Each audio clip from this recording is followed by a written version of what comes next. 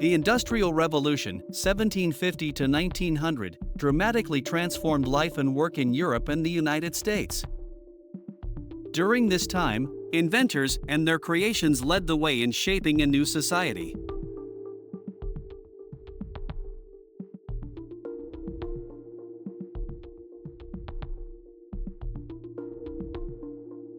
The invention of these ingenious machines enabled the mass production of high-quality cotton and woolen thread and yarn, helping to transform Great Britain into the world's leading textile manufacturer in the second half of the 18th century.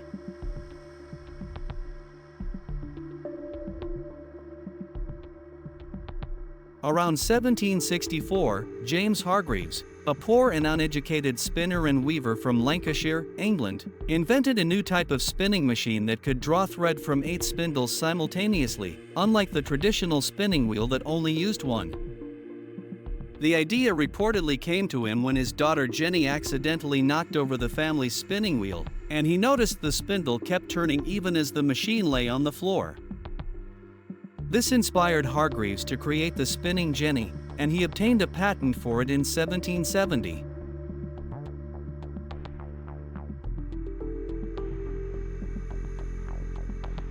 The water frame, patented in 1769 by Richard Arkwright, was powered by a water wheel and became the first fully automatic and continuously operating spinning machine. It produced stronger and larger quantities of thread than the spinning jenny. Due to its size and power source, the water frame couldn't be used in homes like earlier machines. Instead, it required a large building near a fast-running stream. Arkwright and his partners built several factories in Britain's mountainous regions, where spinners, including child laborers, worked in increasingly large factories rather than at home.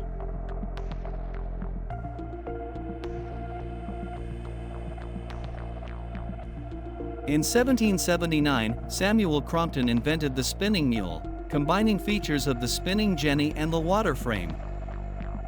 His machine could produce both fine and coarse yarn and allowed a single operator to manage over 1,000 spindles at once. However, Crompton was poor and couldn't afford to patent his invention. He was cheated by a group of manufacturers who paid him far less than promised for the design. Despite this, the spinning mule became widely used in hundreds of factories across the British textile industry.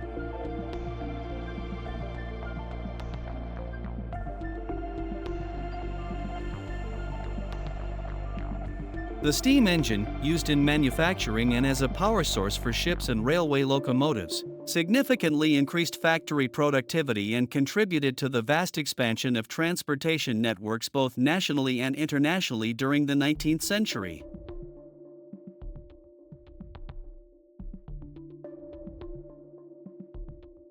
In Britain in the 17th century, primitive steam engines were used to pump water out of mines.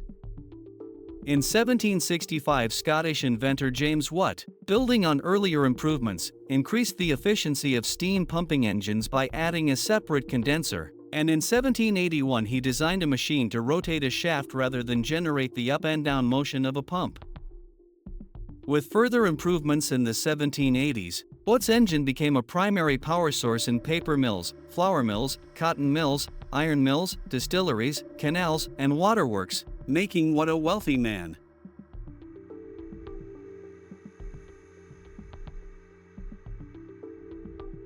British engineer Richard Trevithick is credited with inventing the steam railway locomotive in 1803, a use of the steam engine that James Watt had once dismissed as impractical.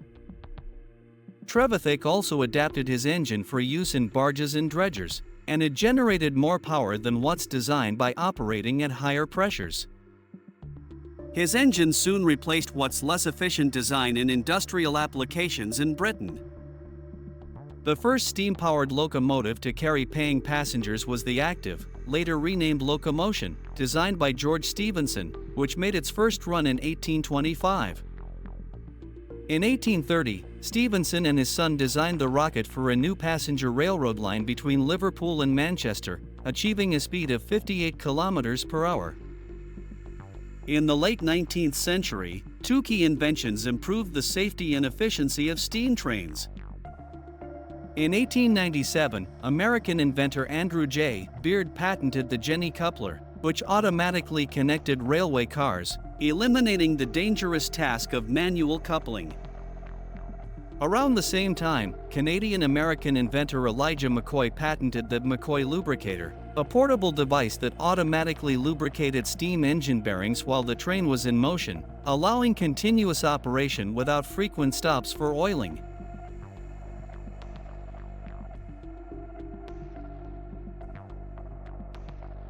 Steamboats and steamships emerged in France, Britain, and the United States during the late 18th and early 19th centuries. The first commercially successful paddle steamer, the North River Steamboat, designed by American engineer Robert Fulton, traveled the Hudson River from New York City to Albany in 1807 at about 8 kilometers per hour. Larger steamboats later transported passengers and cargo along the extensive inland waterways of the eastern and central U.S., particularly the Mississippi River. The first transoceanic voyage using steam power was completed in 1819 by the Savannah, an American sailing ship with an auxiliary steam-powered paddle. It traveled from Savannah, Georgia, to Liverpool, England, in just over 27 days, with the paddle operating for 85 hours of the trip. By the late 19th century, increasingly large and fast steamships, known as the Atlantic Ferry, were regularly transporting passengers, cargo, and mail across the North Atlantic.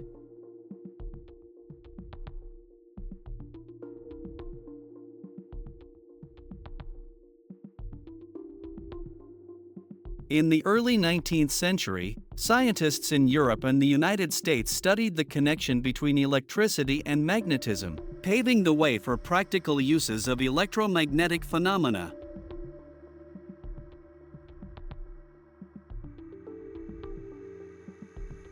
In the 1820s and 30s, British scientist Michael Faraday demonstrated two key principles of electromagnetism. He showed that passing an electric current through a coil of wire between two magnet poles would cause the coil to turn, forming the basis of the electric motor, which converts electrical energy into mechanical energy. He also discovered that turning a coil of wire between two magnet poles would generate an electric current, laying the foundation for the electric generator, or dynamo, which converts mechanical energy into electrical energy.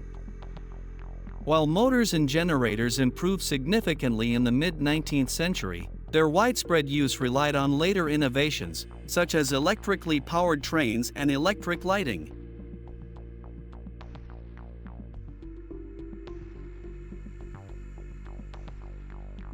German engineer Werner von Siemens demonstrated the first electric railway for urban mass transit in Berlin in 1879. By the early 20th century, electric railways were running in and between major cities in Europe and the United States. London's subway system, the London Underground, introduced its first electrified section in 1890.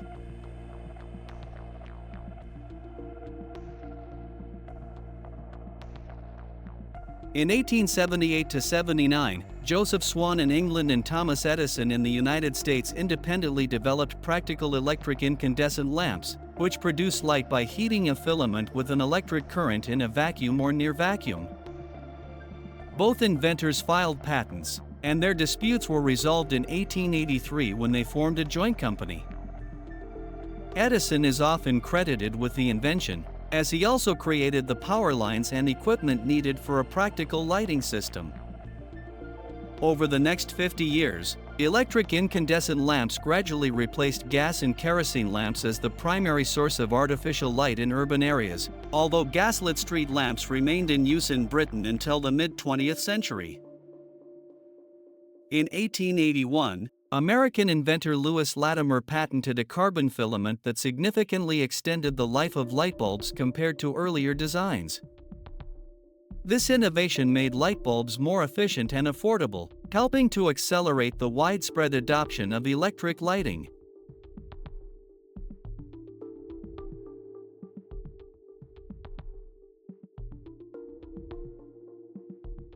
The 19th century saw the invention of the electric telegraph and the telephone, which enabled reliable, instant communication over long distances for the first time.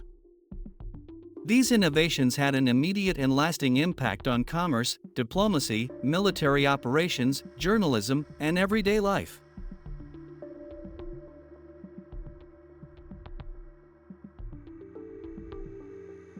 The first practical electric telegraph systems were developed in 1837, almost simultaneously in Britain and the United States. British inventors William Fothergill Cooke and Charles Wheatstone created a system where needles on a receiver pointed to letters or numbers when electric current passed through wires. Meanwhile, in the United States, inventors Solomon Brown, Joseph Henry, Samuel Morse, and Alfred Vail contributed to their own telegraph system. Brown served as a principal technician. Henry designed the high-intensity magnet. Morse conceived the telegraph's design, and Vail made significant improvements. Morse also developed Morse code, a universal system of dots, dashes, and spaces, which became a global standard for telegraphy. A demonstration line between Washington, D.C. and Baltimore, Maryland, was completed in 1844, with the first message reading, "What hath God wrought?" Telegraph cables were laid under the English Channel in 1851 and across the Atlantic Ocean in 1858. In the United States, the expansion of telegraph systems, led by companies like Western Union, supported law and order in Western territories, regulated railroad traffic, and facilitated national and international news via wire services like the Associated Press.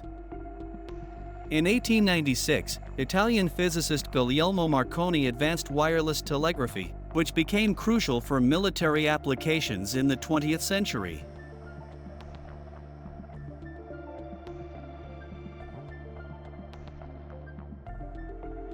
In 1876, Scottish-born American scientist Alexander Graham Bell demonstrated the first successful telephone, capable of transmitting sound, including the human voice, via electric current. Bell's invention used two sets of metallic reeds and electromagnetic coils. Sound waves near one membrane caused it to vibrate, generating electric currents in the attached electromagnetic coil.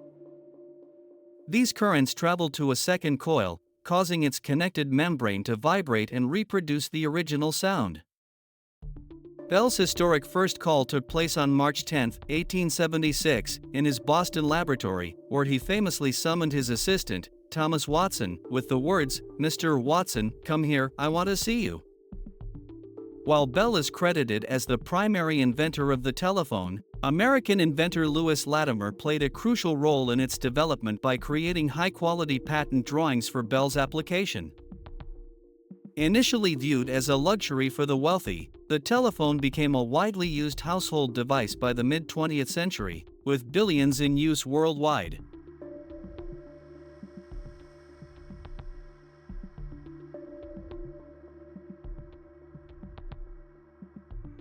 Among the most consequential inventions of the late Industrial Revolution were the internal combustion engine and, along with it, the gasoline-powered automobile. The automobile, which replaced the horse and carriage in Europe and the United States, offered greater freedom of travel for ordinary people, facilitated commercial links between urban and rural areas, influenced urban planning and the growth of large cities, and contributed to severe air pollution problems in urban areas.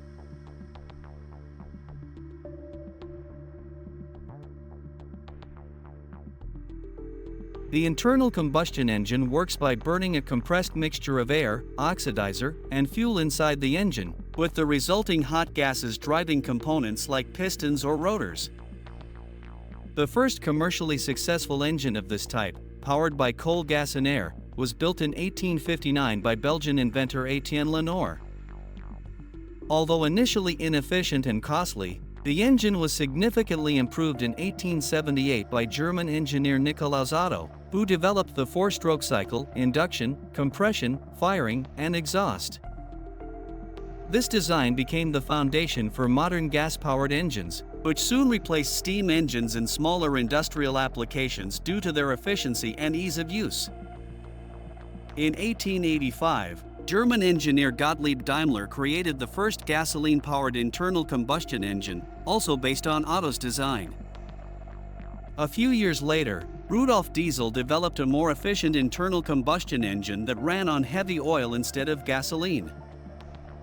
The diesel engine became widely used for powering locomotives, heavy machinery, and submarines.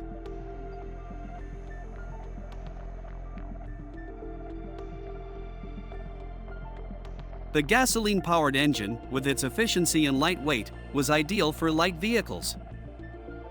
In 1885, Daimler built the first motorcycle powered by an internal combustion engine, while Carl Benz constructed the first motor car. By the 1890s, automobile production began in Europe and the United States, catering mainly to wealthy customers. Less than 2 decades later, American industrialist Henry Ford revolutionized the industry by perfecting assembly line manufacturing. His methods enabled the mass production of affordable vehicles, such as the Model T, making automobile ownership attainable for average-income Americans, a transformative moment in transportation history.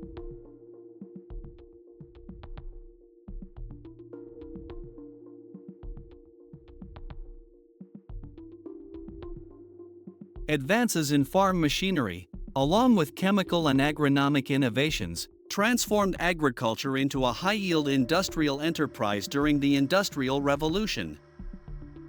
These developments significantly increased food production, helping to sustain the rapidly growing population.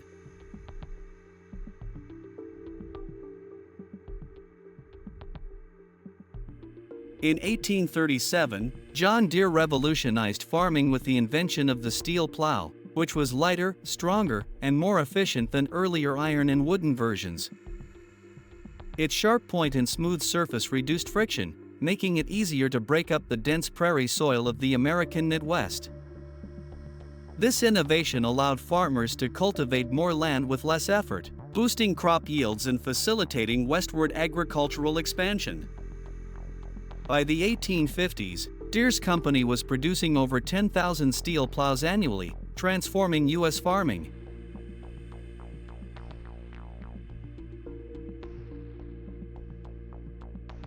In 1831, Cyrus McCormick introduced the mechanical reaper, a groundbreaking invention that revolutionized grain harvesting. This horse-drawn machine featured a cutting bar to slice ripe grain, a platform to collect the cut stems, and a reel to guide them onto the platform for bundling. By automating the cutting and threshing processes, the reaper drastically increased efficiency, allowing farmers to harvest 4 times more grain per day compared to traditional handheld scythes, which had been in use for over 5,000 years.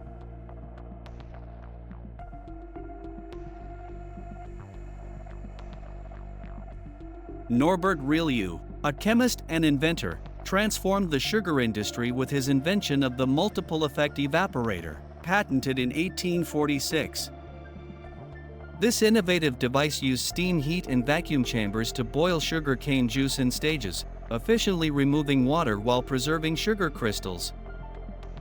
Compared to the traditional open kettle methods, Rillieux's apparatus significantly reduced fuel consumption, increased sugar yields, and improved production quality, lowering costs and boosting profits for Louisiana sugar plantations.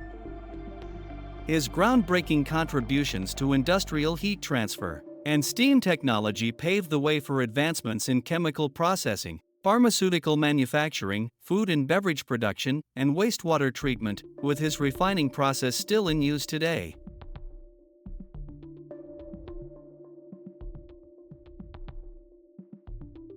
George Washington Carver, an American agronomist and inventor, is renowned for promoting sustainable farming practices, particularly crop rotation, to rejuvenate soil depleted by cotton monoculture.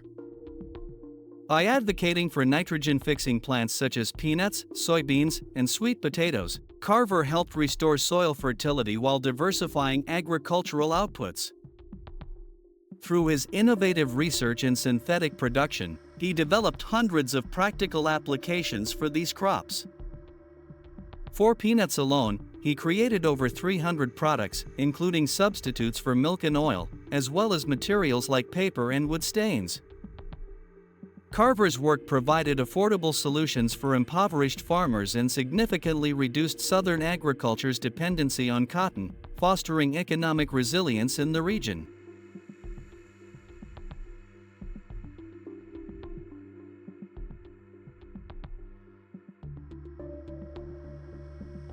Mass production and expanded distribution made consumer goods like clothing and cosmetics affordable and accessible to everyone.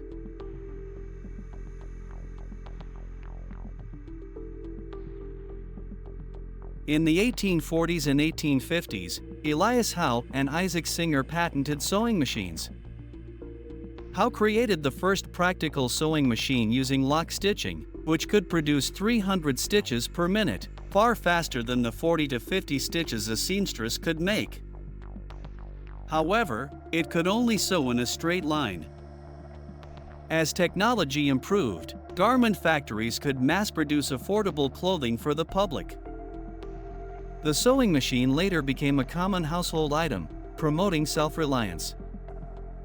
In 1851, Singer developed an improved model using Howe's lock-stitch method and a new motion mechanism.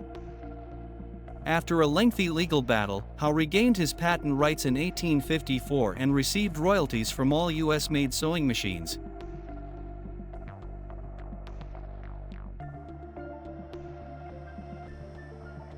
In 1883, American inventor Jan Ernst Matzeliger created the shoelasting machine, revolutionizing shoe production.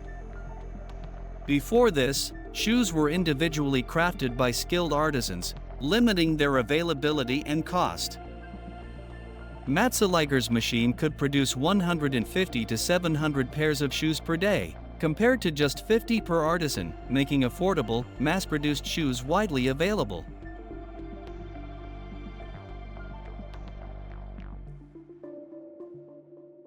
In 1856, English chemist William Henry Perkin patented aniline dyes, enabling the mass production of vibrantly colored fabrics. Before this, dyes were made from natural sources and had limited color options. Perkin accidentally created aniline purple, or mauve, while trying to synthesize quinine, a drug. This new dye process made brightly colored, affordable clothing accessible to the masses. The popularity of mauve was so widespread it was called Mauvain measles and even caught the attention of the British royal family. Queen Victoria wore a mauve silk dress at the 1862 International Exhibition, also known as the Great London Exhibition.